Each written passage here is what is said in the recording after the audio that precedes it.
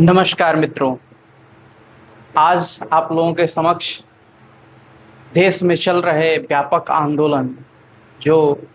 NEET के paper leak के साथ शुरुआत हुआ था और देश में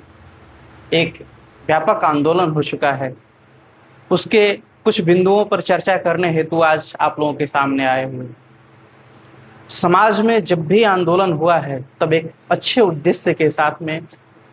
अच्छे नेतृत्व के साथ में और समाज के मूलभूत आवश्यकताओं को ध्यान में रखते हुए आंदोलन हुआ है।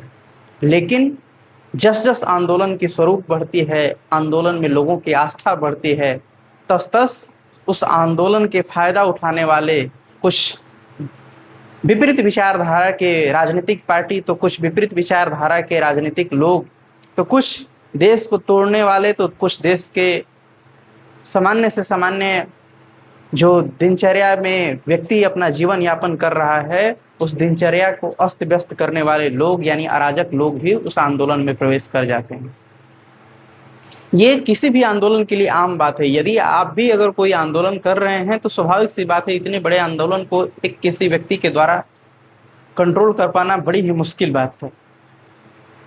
जब भी देश में जब कभी भी आंदोलन हुआ है तो उसका इरादा निश्चित तौर पे नेक रहा है, उसका ध्येय भी निश्चित तौर पे नेक रहा है, लेकिन उसमें लोग जुड़ते जाते हैं और अपनी अपनी विचारधारा को प्रसारित करते हैं, जिससे आंदोलन मुख्य मुद्दे से भटक जाता है। आज कुछ ऐसा ही दिखाई दे रहा है। देश में चल रहे लगातार पेपर लीक के मुद्दे पर सरकार को घेरने के लिए जिस प्रकार से एक डिजिटल मुहिम के द्वारा छात्रों ने प्रारंभ किया, XYZ जिसने भी प्रारंभ किया वो अपनी जगह पर है, लेकिन जब छात्रों ने इस मुहिम को प्रारंभ किया तब उनके मन में ये था कि शायद इससे कुछ अच्छा रिजल्ट निकलेगा और आने वाले समय में किसी भी राज्य में किसी भी स्तर के प्रवेश परीक्षाओं में, कॉम्पिटिटिव एग्जामिनेशन में इस प्रकार के पेपर लीक कभी नहीं होगी। लेकिन जैसा कि हर बार होता है, पेपर लीक होता है, उस पर आंदोलन होते हैं, लाठीचार्ज होती है, कुछ स्टूडेंट के सर फट जाते हैं, कुछ स्टूडेंट कोमा में चले जाते हैं और बाद में सरकार लीपापोती के तौर पे कुछ न कुछ एक वादा करके और उस आंदोलन को बंद कर देती है। ठीक उसी प्रकार से इस आंदोलन में भी हुआ है। सोनम वांगचुक जी का भूख हड़ताल को समाप्त करके सरकार ने एक फास्ट ट्रैक कोर्ट का गठन करने का जो फैसला लिया है, यानी प्रधानमंत्री मोदी जी ने जो रात में वीडियो बना करके देशवासियों के सामने संदेश दिया है, उस संदेश के साथ ही इस आंदोलन का जनाधार लगभग समाप्त हो चुका है। लेकिन मैं पूछना चाहता हूं, देश में जब लोकतंत्र की स्थापना हुई, संविधान की स्थापना हुई, तो संवैधानिक मूल्यों के संरक्षण के लिए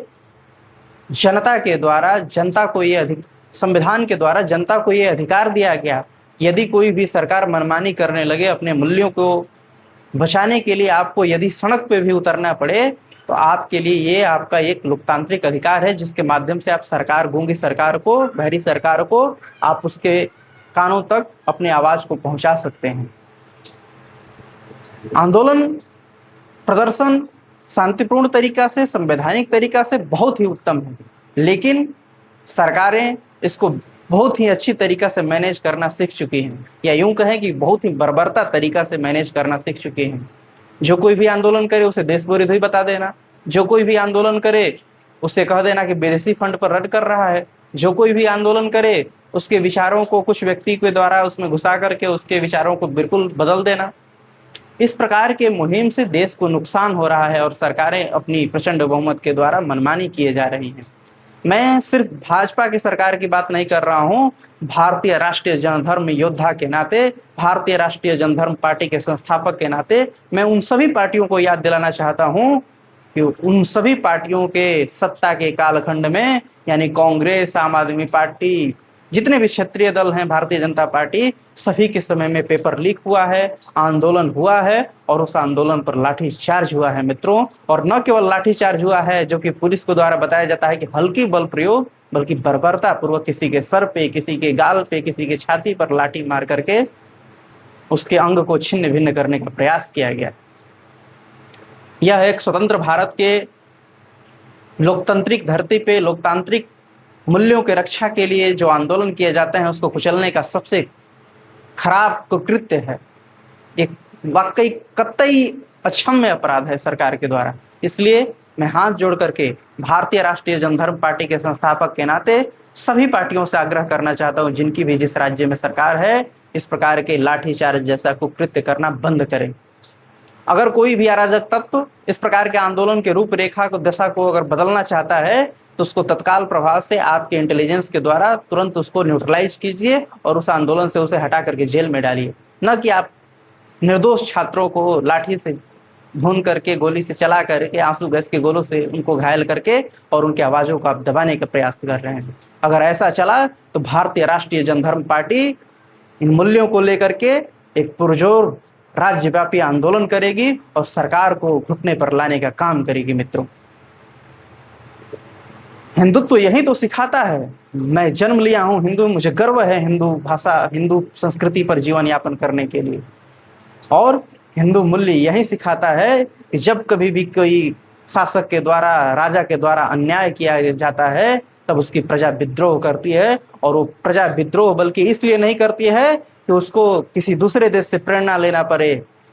वो राजा के खिलाफ इसलिए आती है तो फिर राजा को, बहरी राजा को उसके आवाज उसके कान तक पहुंच सके। इसलिए भारतीय राष्ट्रीय जनधर्म पार्टी अगर सरकार नहीं सुनती है तो देश में व्यापक स्तर पर आंदोलन करने का काम करेगी। मित्रों, धन्यवाद।